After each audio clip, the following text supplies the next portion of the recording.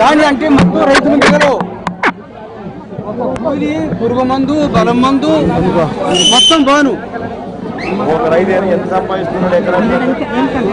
ఎంతమంది నా కింద 20 మంది బతుకుతారు. రైతు ఎకరాకి ఎంత సంపాదిస్తున్నాడు? మాకు ఒక్కొక్క ఎకరానికి 10 లక్షలు అమ్ముతాం. 10 లక్షలు ఎకరానికి సంపాదిస్తున్నాడు. అంటే ఖర్చు పోగా ఎంత? ఖర్చులు బాను అన్ని బాను మా కుటుంబం ధరగా 4 లక్షలు మిగులుతాయి. సంవత్సరానికి 4 లక్షలు మిగులుతాయి. ఎకరం ఉండోడికి అరెకరం ఉండోడికి 2 లక్షలే మిగులుతాయి అనుకో. ఇవాళ ఉంది లేదని దిగులు లేదు. మల్లెపూలండి, అదే బెందులగాడు వస్తే మల్లెపూలు చూసాడు. తోట కూడా కొయ్యకుండా పూలు అమ్ముతూ నుంచాను. మరి ఇప్పుడు రేత్రి ఏం చూస్తారు మీరు? అన్ని ఇచ్చిపోయి ఉంటాయి. 20-30 కిలోలు పూల తోట అమ్ముతులు వదిలిపెట్టేశాను. ఏం చేస్తున్నామండి తాత? అందరికీ ఏం చెప్తామంటే మైక్ లేదు కనుక మనం ఏం చెప్పాది కావట్లేదు, వినపడతలేదు జనానికి. ఒక్క నిమిషం ఉన్నా మాట్లాడింది కానీ మాట్లాడతా. పూర్తిగా నిశ్శబ్దంగా ఉంటే కొద్ది గొప్ప కనపడతారు. నిశ్శబ్దంగా ఉంటే చెప్పేది వినండి. పూర్తిగా నిశ్శబ్దంగా ఉన్నారు.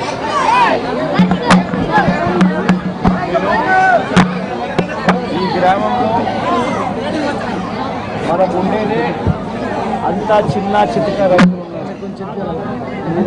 2 ఎకరాలు 2 ఎకరాలు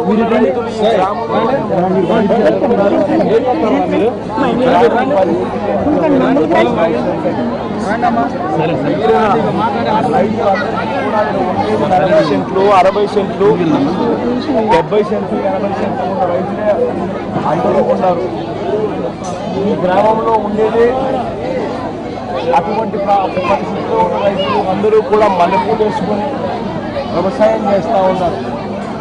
ప్రతి రైతు ఎకరాకు దాదాపుగా 4 లక్షల రూపాయలు మిగులుతూ ఉన్న పరిస్థితుల్లో మనకి ఇష్టం లేకపోయినా కూడా బలవంతంగా మన మెడలు వంచి మన మీద ఒత్తిడి తీసుకుని వచ్చి మన భూములను చంద్రబాబు నాయుడు గారి ప్రభుత్వం బలవంతంగా తీసుకునే ప్రయత్నం చేస్తూ ఉంది.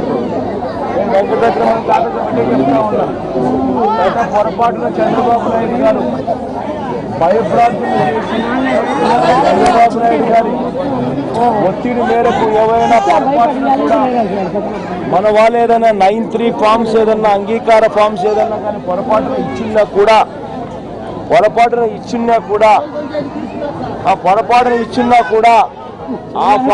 ఆ ఫామ్స్ అన్నీ కూడా మనం కోర్టులో మనకు బలవంతంగా మనతో ఈ 9(3) ఫాములు మనతో తీసుకున్నారు. మా భూములు దయచేసి మాకు వెనక్కి ఇప్పించండి అని చెప్పి మనం కోర్టులో పిటిషన్ ఫైల్ చేస్తే కోర్టు కూడా ఆ 9(3) ఫామ్స్ రద్దు చేసి ఆ భూములు మళ్ళా రైతులకు వెనక్కి వచ్చేట్టుగా మొత్తం ఆర్కే దగ్గరుండి లాయర్లతో మాట్లాడి అన్నీ కూడా దగ్గరుండి ఆర్కే చేస్తాను. అదొకటే కాదు, నేను ఇంకొక హామీ కూడా ఇస్తా ఉన్నా.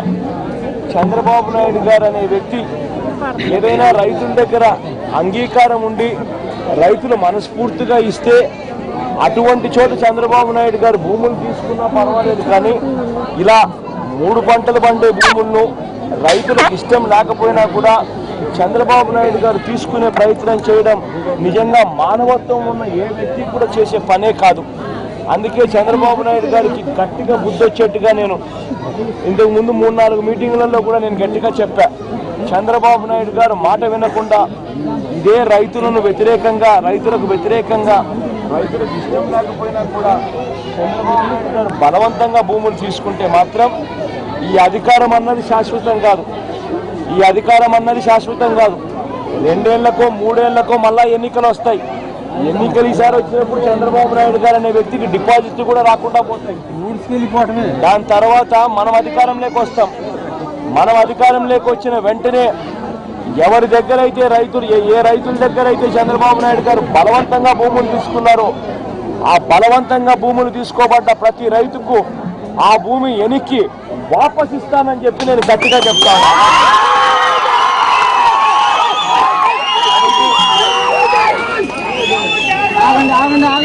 కాబట్టి ఏ రైతు కూడా బలవంతంగా అవసరం లేదు. రైతు కూలీల పరిస్థితి మరీ దారుణంగా ఉంది. రైతు కూలీలు ఇవాళ ఒక జంట అంటే ఒక భార్య భర్త పనులకు పోతే భార్య 300 సంపాదిస్తూ ఉంది, భర్త 500 సంపాదిస్తూ ఉన్నారు. రోజుకి 800 రూపాయలు వాళ్ళు సంపాదిస్తాను, నెలకు 24,000 రూపాయలు సంపాదిస్తూ ఉన్నారు. ఆ సంపాదిస్తున్నారు కాబట్టి పిల్లల్ని పెద్ద చదువులు చదివిస్తూ మధ్యలో ఉన్నారు. అటువంటి వాళ్ళను ఇప్పుడు భూములన్నీ తీసేసుకొని ఇల్లు మాత్రం వాళ్ళకి ఇక్కడే ఉంటుంది. ఇక మీకు పనులు లేవు అని అంటే ఇల్లు ఇక్కడ పెట్టుకొని భూములు ఏమీ లేకుండా వాళ్ళు ఎక్కడికి పోయి బతకాలా అని ప్రతి అక్క చెల్లెమ్మ ఇవాళ అడుగుతూ ఉన్నారు. అటువంటి ప్రతి అక్క ప్రతి చెల్లెమ్మకు నేను ఇవాళ ఒకటి చెప్తా ఉన్నా, వాళ్ళు ఇచ్చేది చంద్రబాబు నాయుడు గారు ఈ అక్క చెల్లెమ్మలకు 24,000 వాళ్ళు సంపాదిస్తా అంటే చంద్రబాబు నాయుడు గారు 1,500 ఇచ్చి నెలకు 1,500 ఇస్తారట. ఆ 1,500తోనే వీళ్ళ ఏసీ రూముల్లో బతుకుతారట. మరి చంద్రబాబు నాయుడు గారికి అర్థం కావడం లేదు, 1,500తో ఏసీ రూములు కాదు కదా, తినడానికి కూడా కనీసం భోజనానికి కూడా 3 పూట్ల భోజనం కూడా చేయలేని పరిస్థితిలో వాళ్ళు ఉంటారు అన్నది బహుశా లెక్కలు అర్థం కావడం లేదు. అయినా ఈ చంద్రబాబు నాయుడు గారికి గుర్తొచ్చే విధంగా రైతులు ఎక్కడికి పోరు, రైతుల భూములన్నీ కూడా నిలబడతాయి. ఆ అక్క చెల్లెమ్మలందరూ కూడా పనుల కోసం ఎక్కడికెక్కడ తిరగాల్సిన పని లేకుండా వాళ్ళకందరికీ కూడా ఇక్కడే పనులు ఉంటాయి. వైఎస్ఆర్ కాంగ్రెస్ పార్టీ పూర్తిగా అన్ని రకాలుగా తోడుగా అండగా నిలబడుతుంది గట్టిగా చెప్తా ఉన్నాం.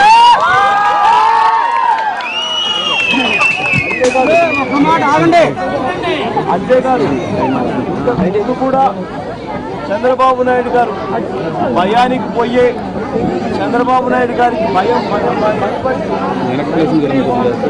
చెప్తున్నాను. ఆ 9(3) ఫామ్ ఎవరైనా పొరపాటును ఇచ్చిందంటే అది వెనక్కి తీసుకోవాలని ఎవరైనా అనుకుంటే మాత్రం ఆర్కే రెడీగానే ఇక్కడే ఉండరు.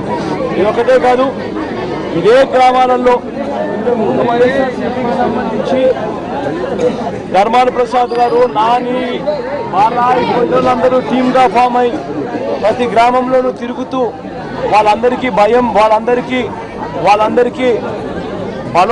వాళ్ళందరికీ మనోధైర్యాన్ని ఇచ్చుకుంటూ వచ్చారు. ఇప్పటికి 4 సార్లు ప్రతి గ్రామంలోనూ వైఎస్ఆర్ కాంగ్రెస్ పార్టీకి చెందిన సీనియర్ ఎమ్మెల్యేలు. అదొకటే కాకుండా వైఎస్ఆర్ పార్టీకి చెందిన 42 మంది ఎమ్మెల్యేలు ఏకంగా మీకు తోడుగా నిలబడుతూ ఈ రాష్ట్ర ప్రభుత్వానికి వ్యతిరేకంగా ధర్నా చేసి పాదయాత్ర కూడా చేసుకుంటూ పోయిన సంఘటన మీరు ఒక వారం కిందటి మీరంతా కూడా చూశారు. అదొకటే కాకుండా మంగళగిరి ఎమ్మెల్యే ఆర్కే ఎన్నో సందర్భాల్లో మీకోసం నిరాహార దీక్ష కూడా చేశారు. ఇవాళ ఆ పోరుబాట కొనసాగింపులో భాగంగా ఇవాళ నేను కూడా ఇక్కడికి వచ్చి మీకు తోడుగా నిలబడుతూ మీకు అండగా నిలబడతానని చెప్పి గట్టిగా ధీమా భరోసా ఇస్తా ఉన్నా. గట్టిగా మీకు తోడుగా నిలబడతాం. అవసరమైతే చంద్రబాబు నాయుడు గారి మెడలు వంచైనా సరే ఆయనకు మానవత్వం అన్నది ఏమిటో కూడా అర్థమయ్యే విధంగా గుణపాఠం వచ్చేలా చెప్తామని కూడా గట్టిగా చెప్తా ఉన్నాం.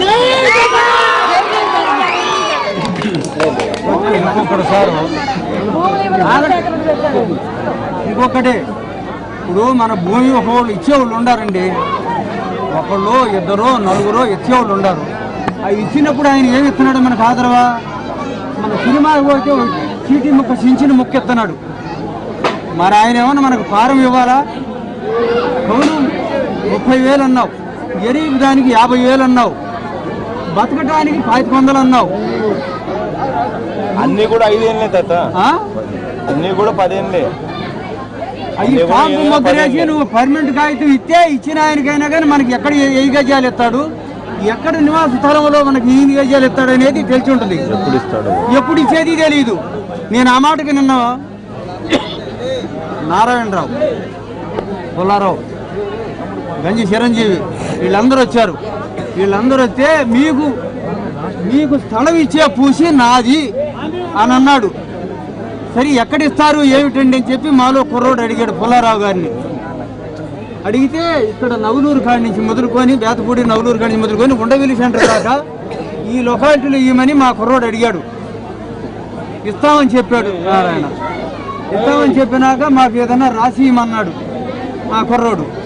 రాసి ఇవ్వమంటే రాసి ఇవ్వడం కుదరదు అన్నాడు. ఎందుకని అప్పుడు ముఖ్యమంత్రి ఎవరు అన్నాడు. అప్పుడు ఎన్టీ రామారావు గారు ముఖ్యమంత్రి, ఎంఎస్ కోటేశ్వరరావు చేశాడు. ఆయన ఎన్నంగా మాకు ఆ పొలం తీసుకొని 4 సెంట్లు స్థలం ఇస్తానన్నాడు. 4 సెంట్లు కాదు కదా, 4 గజాలు కూడా ఇలా.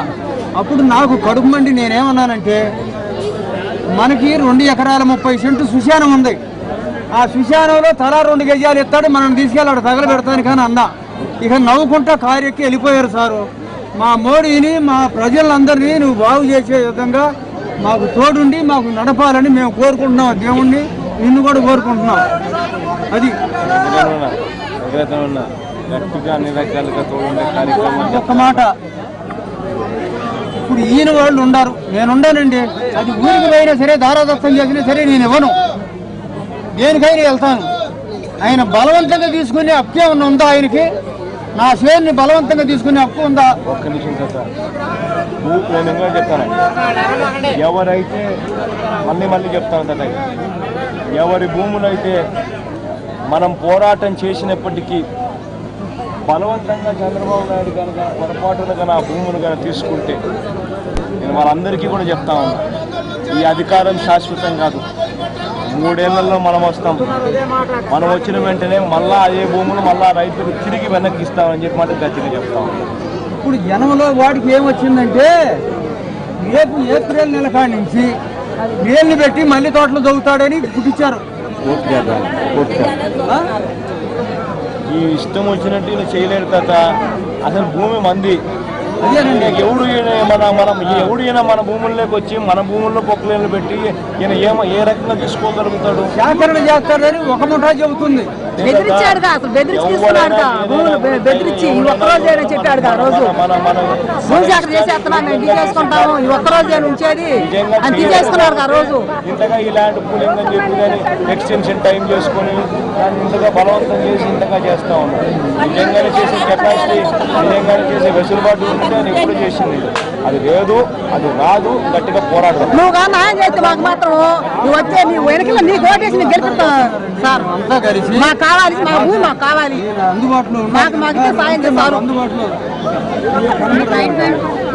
పట్టుకొని కోర్టు దాకా కాదు, ఎండా కూడేసిన దాకా అయినా కానీ మేము వెనకాడకుండా తింటాం. కరెంటు తీసేస్తానంటున్నాడు.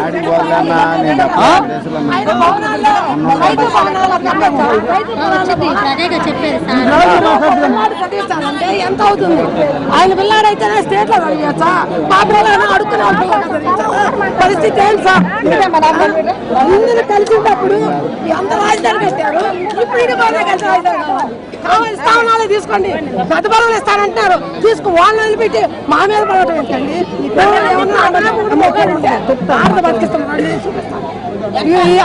చూపించాం, దృష్టిగా చూపించాం.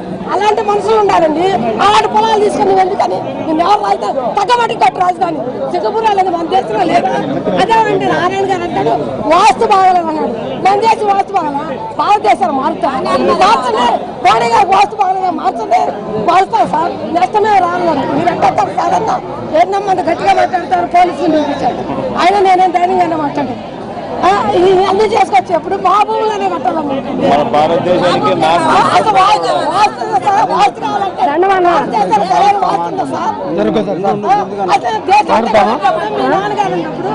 ఎంత అసెంబ్లీ నడిపారు సార్. ఇవాళ ఇడుపన్నకి 1000 ఎకరాలు అవసరమా? ఈ పిల్లల పరిస్థితి అన్ని చేయాలనుకుంటే మంగళగిరిలో గవర్నమెంట్ భూములు కూడా ఉంది కదండి. ఆ గవర్నమెంట్ భూములను కట్టి రోడ్లు వేసి జోనింగ్ చేసి ఇచ్చిపెట్టు. రియల్ ఎస్టేట్ చేసుకునే రైతు రియల్ ఎస్టేట్ చేసుకుంటాడు, వ్యవసాయం చేసుకునే రైతు ఆయన ఇష్టం ఆయన చేసుకుంటాడు. వాళ్ళకు వదిలి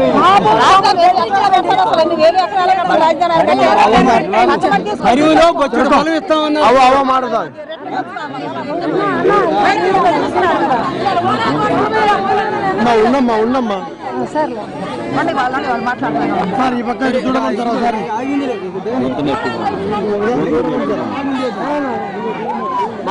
అన్న ఒక్క మాట, అన్న ఒక్క మాట జరగండి అన్న. తీసుకుంటారు నమ్మని చెప్తాలేమ్మా.